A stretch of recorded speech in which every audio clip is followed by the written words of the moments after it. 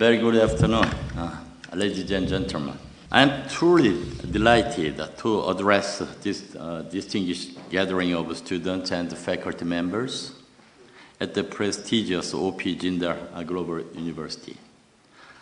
I express my sincere thanks to Vice Chancellor Professor C. Raj Kumar for inviting me for this lecture. As I have myself once taught as an adjunct professor at the Graduate School of Korea University in Seoul. Today's lectures remind me of my cherished memory of being in the company of young students. Today, I'm going to talk on the topic Korea-India relations, progress, and prospects. But before that, I'd like to give you a quick overview of Korea's past, present, and future. Korea is located in Northeast Asia, as you know. In terms of geographical area, it is almost the same size as of the United Kingdom. The history of Korea begins with the Gojoseon Kingdom, which was founded when a tribal chieftain Dangun united warring tribes into a nation state in 2333 before Christ. By the 1st century BC, Gojoseon Kingdom declined, and in its place arose the three kingdoms of Goguryeo, Baekje, Silla that ruled the Korean peninsula and the southern part of Manchuria. Later, Silla defeated the other two and unified the peninsula. The unified Silla period from AD 668 to 936 was the golden age for Korean culture. In the early 10th century, Goryeo dynasty succeeded Silla. The name Korea is actually derived from Goryeo. In 1392, the Joseon dynasty took over the area and remained in control until 1910. The Joseon dynasty was the peninsula's last dynasty. During this period, the Korean alphabet, Hangul, was invented, and Hanyang, now known as Seoul, was established as the capital city. In 1910, Joseon dynasty fell under Japanese colonial rule, largely due to its closed-door policy and its ignorance about the changes in the world. Japanese colonial rule ended with its defeat in the World War II and its surrender to Allied powers on August 15, 1945. However, the end of colonial rule did not lead to the emergence of an independent nation. The country was divided into two halves along the 38th parallel line, with the United States occupying the south, while erstwhile Soviet Union the north. 3 years later, in 1948, election was held in the south under United Nations supervision, and the government of the Republic of Korea was inaugurated. On 25th June 1950, North Korea launched an unprovoked invasion of the South, leading to a full-scale war that lasted for 3 years. 16 nations sent their combat forces, and 6 nations, including India, sent their medical contingent to help Korea meet this challenge. A ceasefire was signed in July 1953 to end the conflict, but no peace treaty as yet. So two Koreas are still at war technically. Having apprised you with Korea's past, I now move on to the Korea's today. In just 6 decades, Korea has achieved a remarkable growth that has come to be called as a miracle on the Han River, Today, South Korea is an economic powerhouse and a vibrant democracy. It is the 12th biggest economy in the world and the 4th largest in Asia. It is an OECD member since 1996 and also a member of G20, Premier Forum for Global Economic Decision-Making. Korea's economic success story continues, and it is compelling the developed world to take note of. According to the current issue of The Economist magazine, actually last week versions, with Korea, with an estimated per capita GDP of 31,750 US dollars, calculated on a basis of purchasing power parity, will be richer than the European Union average of 31,550 US dollars at the end of this year. The magazine further adds that South Korea is the only country that has so far managed to go from being recipient of development aid to being rich within a working life. Last year, Korea successfully hosted the G20 summit. Next March, it will be hosting another important global event, Nuclear Security Summit. The hosting of these internationally significant events demonstrates Korea's emerging status as a major player at the world stage, which is setting the agenda of global economic and political governance. Here, I would especially like to mention that Indian Prime Minister Dr. Manmohan Singh will be visiting Seoul to attend the Nuclear Security Summit, and also former Indian President Dr. Abdul Kalam is a member of Eminent Persons Group, which has been formed to give consulting and policy advice for the Seoul Nuclear Summit. By hosting the second Nuclear Security Summit, Korea wants to play an active role in international security discussion and management. Korea has also hosted major sporting events like Summer Olympic in 1988, FIFA World Cup in 2002. It hosted successfully the World Athletics Championship from August 17 to September 4 this year, and will be hosting the Winter Olympic in 2018. Now, let me tell you what Korea aims to become in days to come, or Korea tomorrow. President Lee Myung-bak announced a vision of global Korea in 2008 to upgrade Korea's branding and standing in the world community. The Global Korea vision envisages a fully advanced Korea which stands tall in the global arena. Korea understands that the global Korea cannot be truly possible without taking global responsibility.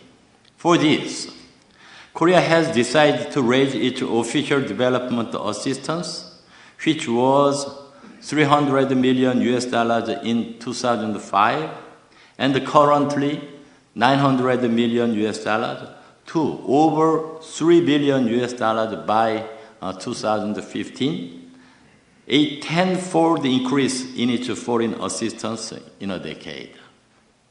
Korea will also expand its peacekeeping forces, which are currently operating in 14 countries as a part of the United Nations and multinational peacekeeping forces, so that they contribute more to maintaining peace and stability.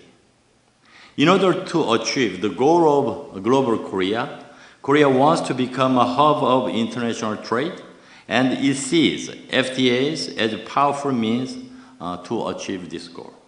Now, I come to the second section of my lecture, that is development of Korea-India bilateral relations over the years.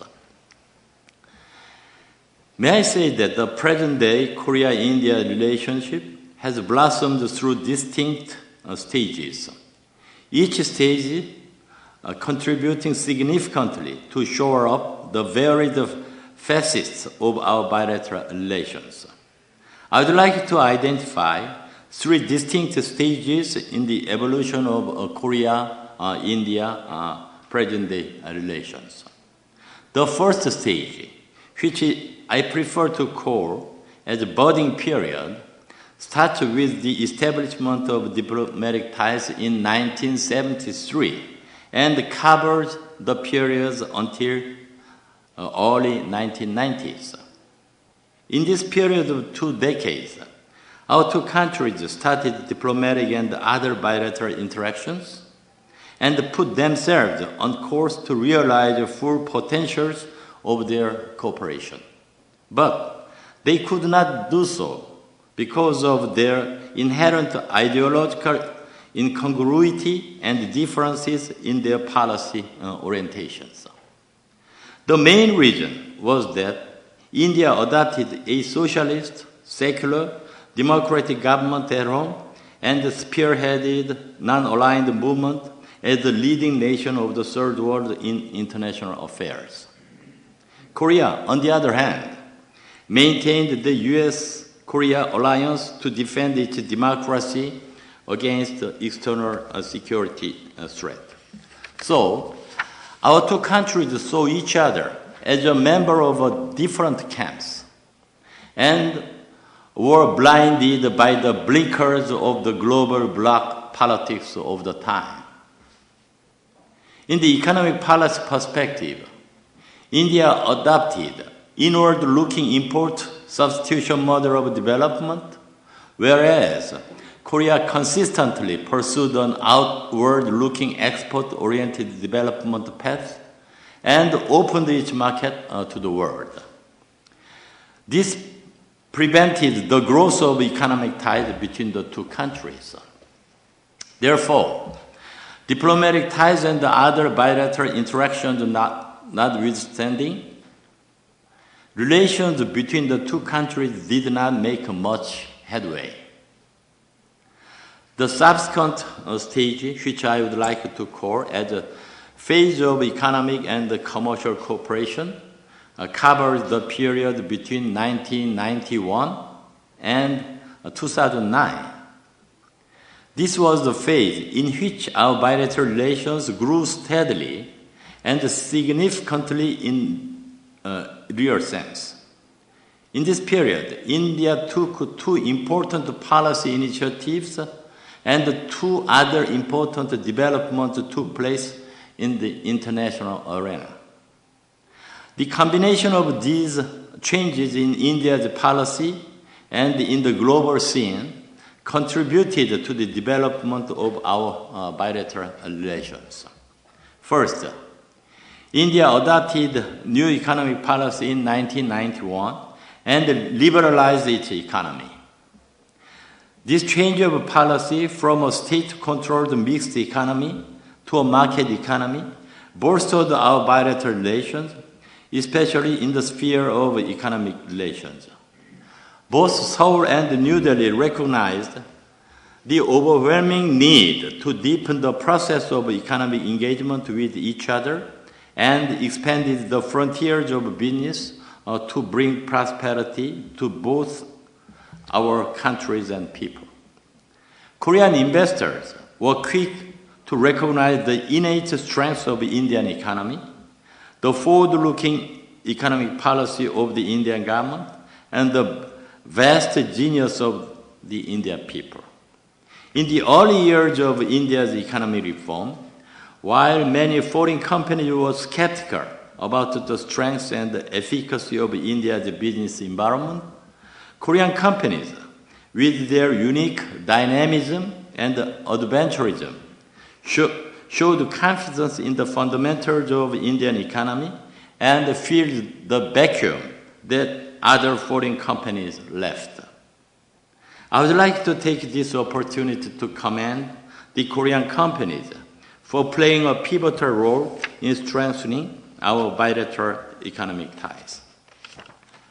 The second policy change on India's part was the announcement of its Look East policy in 1991, with the aim to seek greater engagement with East Asian countries.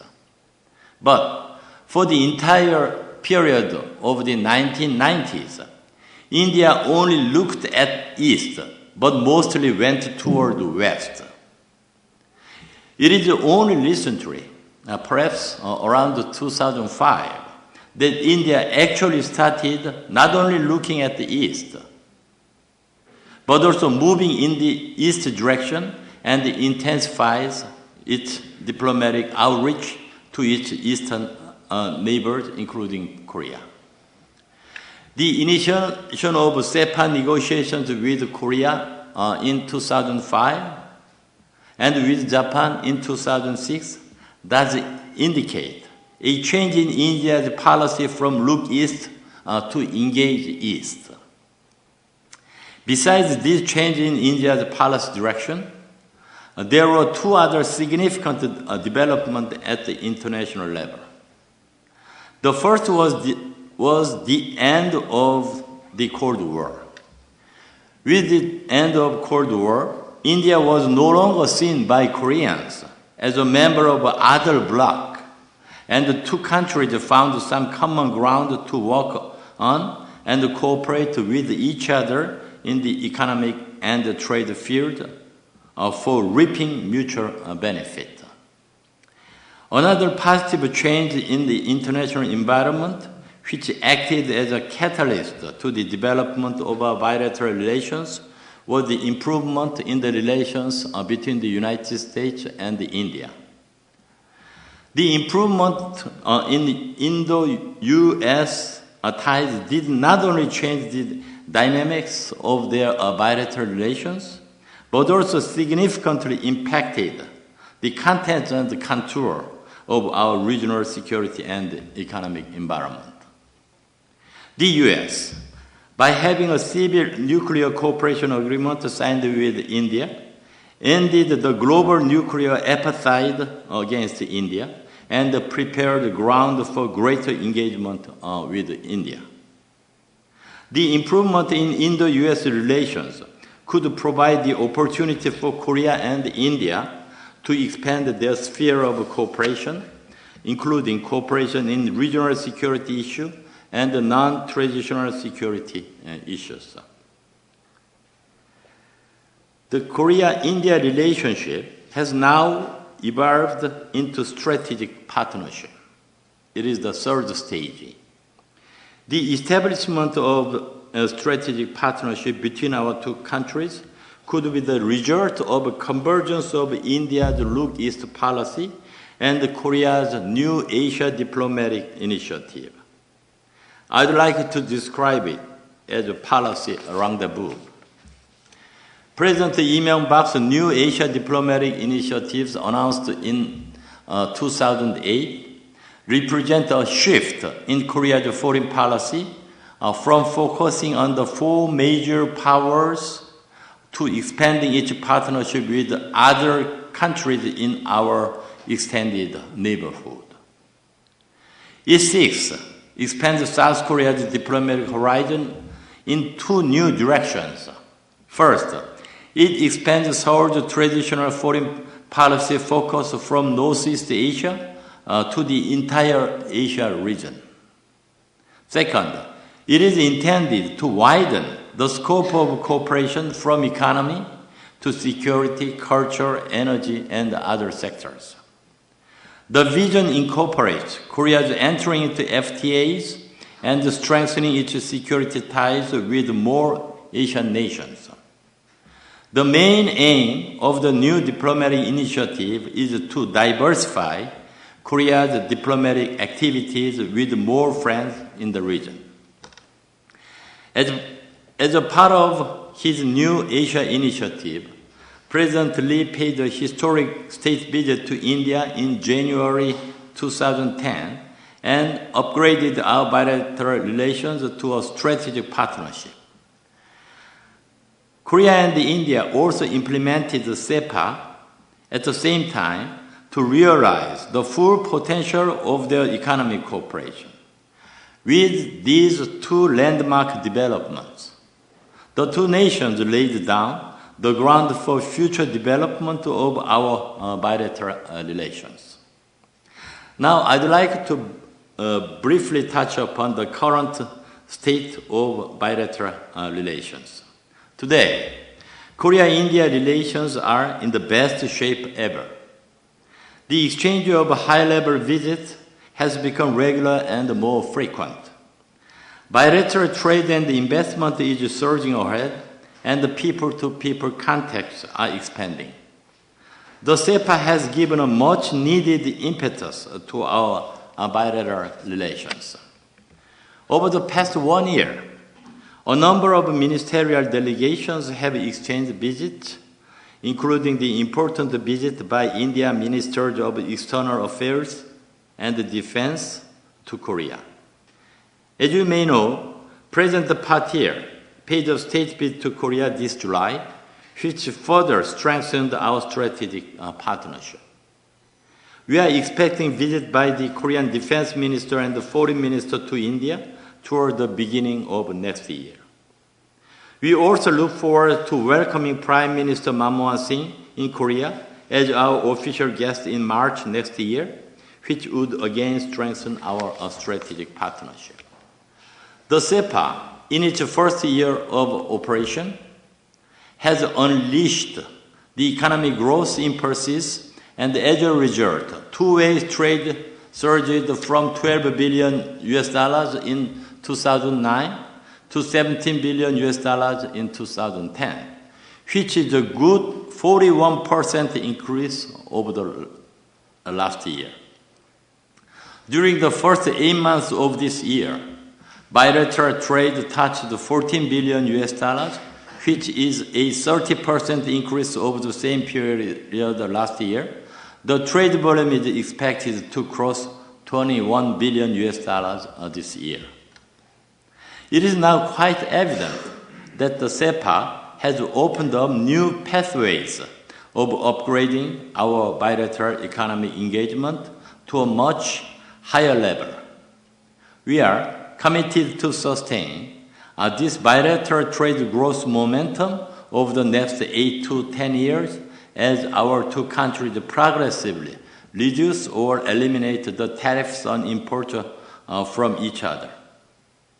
There are now enhanced people-to-people contacts and the cultural exchange between the two countries. As you may know, our two countries are celebrating the year 2011 as the Year of Korea in India and Year of India in Korea. Both our nations have successfully hosted a number of cultural events in each other's country so far to mark this special year. These celebrations have presented the sublime facets of each other's culture to the people of our two countries and elevated mutual understanding and friendship between our two peoples to a higher level. As regards to future policy orientation for long-term bilateral cooperation, I think the two countries will focus on developing comprehensive, mutually beneficial and enduring bilateral relations beyond trade and investment. The long-term development of our relations critically hinge on introducing and promoting soft power of our respective countries to our two peoples. I sincerely hope that we push forward a closer people-to-people contact besides ensuring deeper cultural interactions between our two countries. Although our relations in the field of culture have been picking up, we still need to develop a closer cultural ties in order to build the bridges of mutual understanding and friendship between our two peoples. This calls for intensified people-to-people contacts and cultural exchanges. And I do hope that the efforts we are making to enhance our mutual understanding and knowledge will produce a desirable result in the near future. Security is another area in which our two countries should be looking forward for closer cooperation. As you may agree, our region is home to a number of potential causes for conflict. Both our countries live in difficult neighborhoods and face constant challenges to their security. As two countries heavily dependent on imported energy, we have a common interest in ensuring the security of the sea lanes of communications. Thus, we have huge stakes in maintaining stability and security in the region. And this calls for our greater cooperation in security matters. For this, we need to establish a framework for security and cooperation. One of the common goals of India-Korea Special Partnership is to secure and promote stability in the East Asia region. To achieve this goal, we are determined to work together with other important countries in this region. And one of the ideas we are working on is the trilateral cooperation between Korea, India, and Japan. Since India maintains a global strategic partnership with Japan, and Korea has a future-oriented, mature relationship with Japan, so the three countries have a common ground to build trilateral cooperation in security matters. More importantly, the three countries share the common values of democracy and the market economy as their fundamental ideology. Therefore, the building blocks for trilateral cooperation involving Korea, India, and Japan in security matters are already in place. The three nations can complement the existing bilateral cooperation by formalizing the trilateral cooperation. This cooperation between the three countries will surely contribute to maintaining stability and security in the region. Furthermore, the trilateral security cooperation will also give us leverage, which we do not have now in dealing with other major powers in the region. As a first step in this direction, diplomats from three countries, actually I and Japanese Ambassador Saiki and one of the high-ranking officials in MEA, have discussed for the last 6 months the framework of trilateral security cooperation and have agreed to launch a trilateral dialogue between Korea, India, and Japan at track level. The Institute of Foreign Affairs and International Security has been designated as Korea's focal point, while Institute for Defense Studies and Analysis will serve as India's focal point for track to dialogue.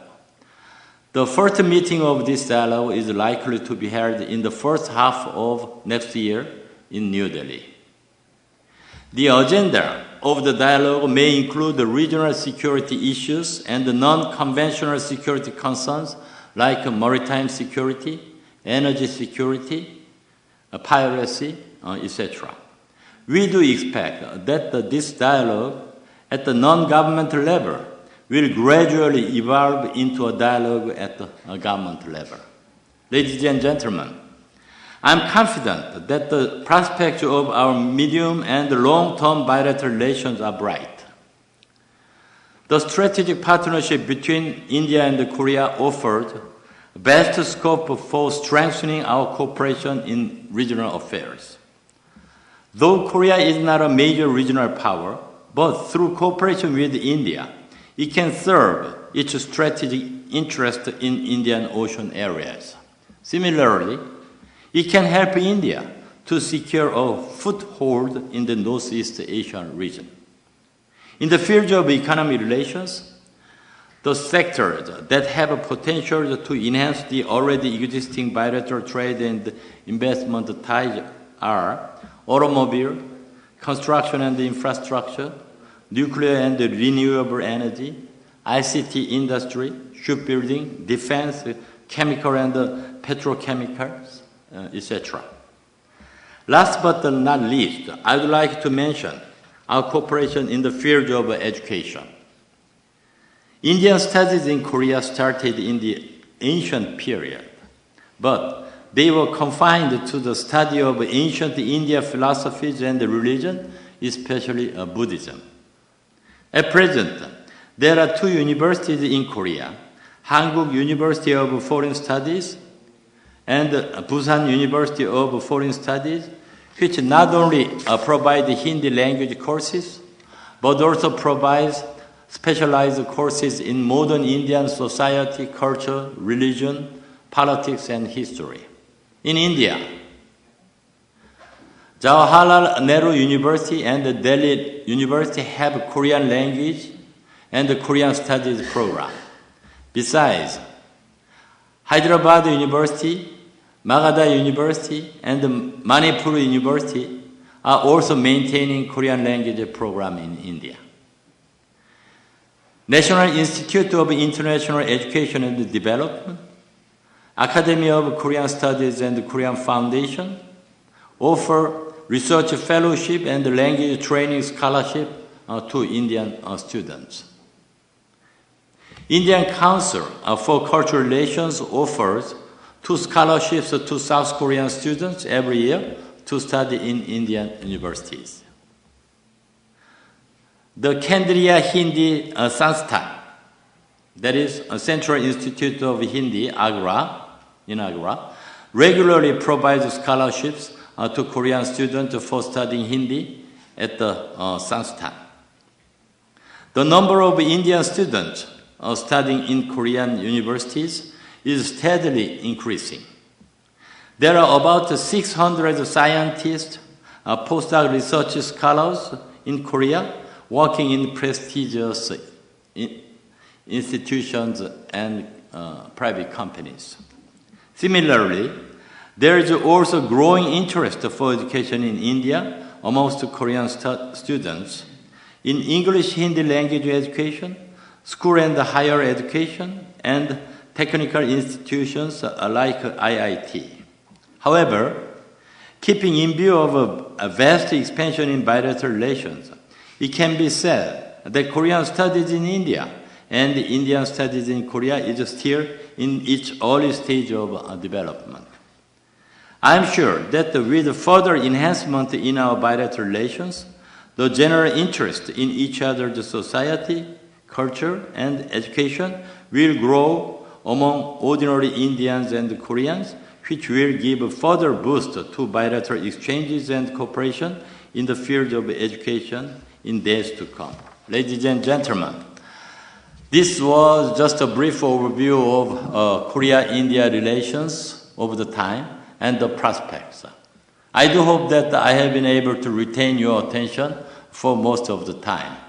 Once again, I thank Vice Chancellor Kumar for his gracious gesture of inviting me here for this interaction, and wish the students gathered here good luck and continued success. Thank you very much.